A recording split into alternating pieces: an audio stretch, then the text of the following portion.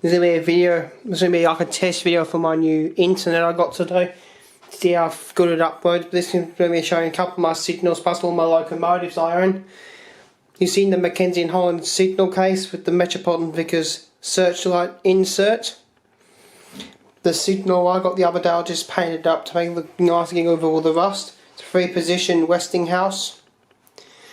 What does automatic change as you saw in the video. I'm actually going to do a mod to this. I'm actually found out the circuit board gets hot, so I'm going to buy myself a computer van to blow cold air into around the signal where the thing's housed to cool it down. This one's on mains power, these things. But let me explain this. I've added house style lamps. I put things like that and see that what the that light. Oh, I'll be able to see.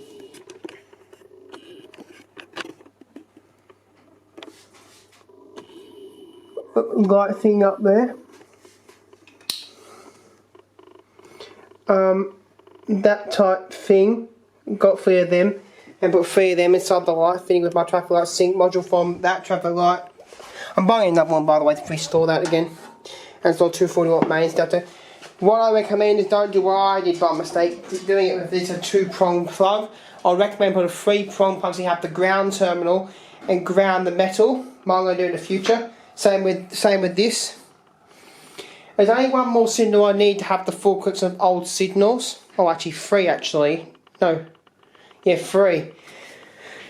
Searchlight dwarf. Like this one, but with this without the visor and the lens.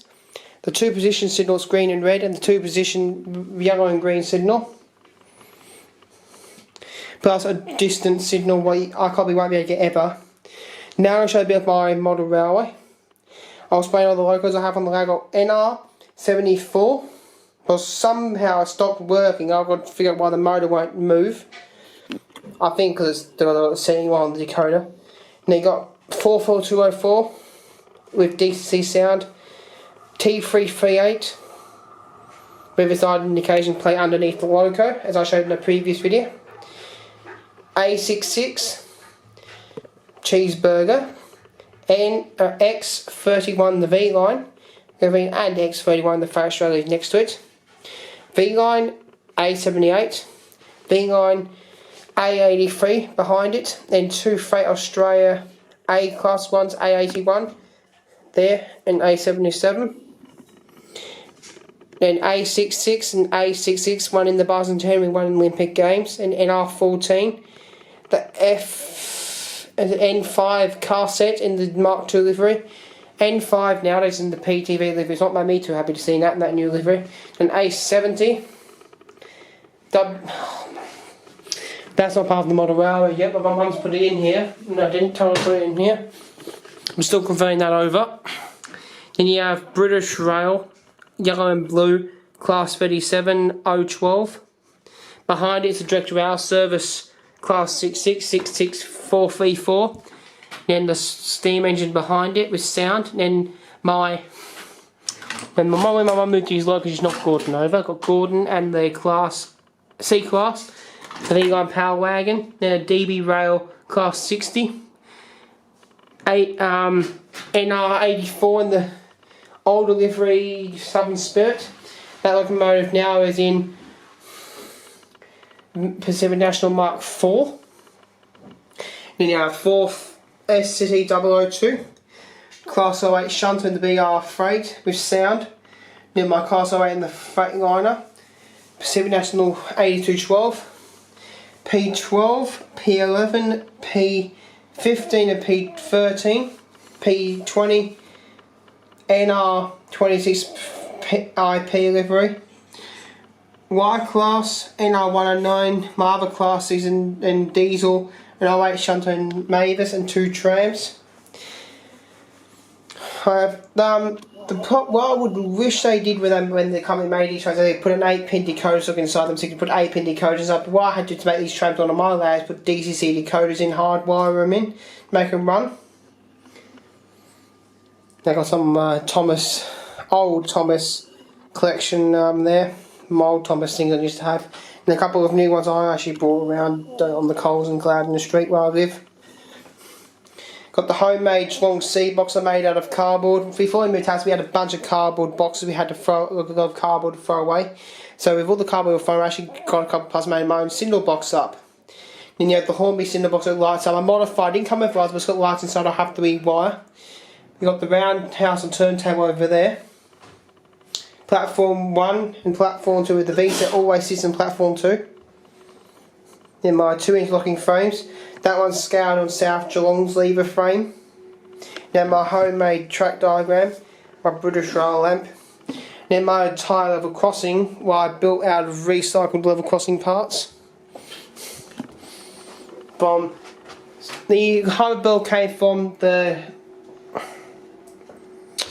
roll path level crossing. Crossbuck is unknown. The track 2 sign and the stop and move time plus the lights came from Seaford level crossing on the Frankston line for level crossing removals. I bought these all from the Seymour Railway Antique place. If you want anything from there, just look up the site Victorian Railway Antiques or look on eBay for things, railway items. And you have to look for them to have VR at the start of the title, by the way. Or you can contact the man who owns the place on the Victorian Railway website on the phone number. Now I got 2 boom gate lights, one I got from Free, that one from South, when they were removing the boom gate and replaced with new boom gates when they replaced it. Me and Hayne got one light from one of the boom gates. And that light there came from the Victorian Railway Antiques.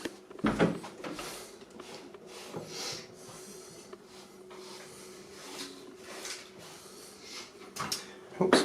The plastic in there is the one I found. None of that video I found a bit of plastic from being off of the glass lens. That's what's in there, the new one I found.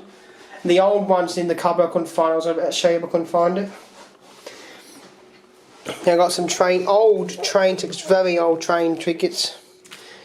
Oops.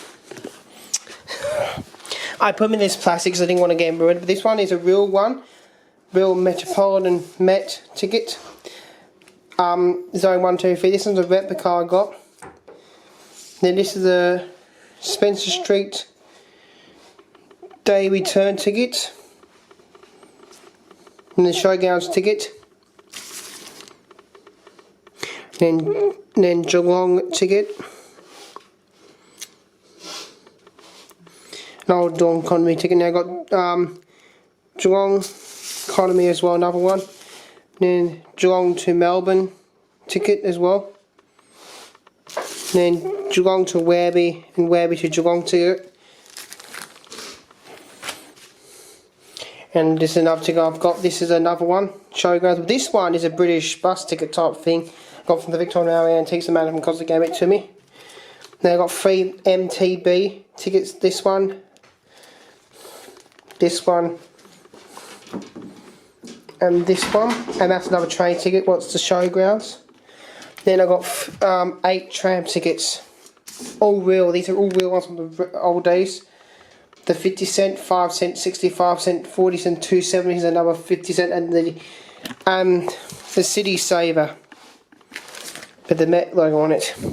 Nowadays, you want to travel in the city, it's all free nowadays in the city because they've put the free tram zone in.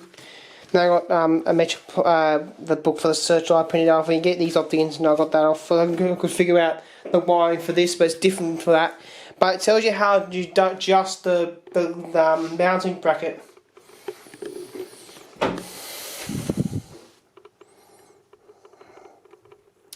Just wondering what else I got as well. I'll show you the semaphore signal. I got the semaphore signal back up on that white one.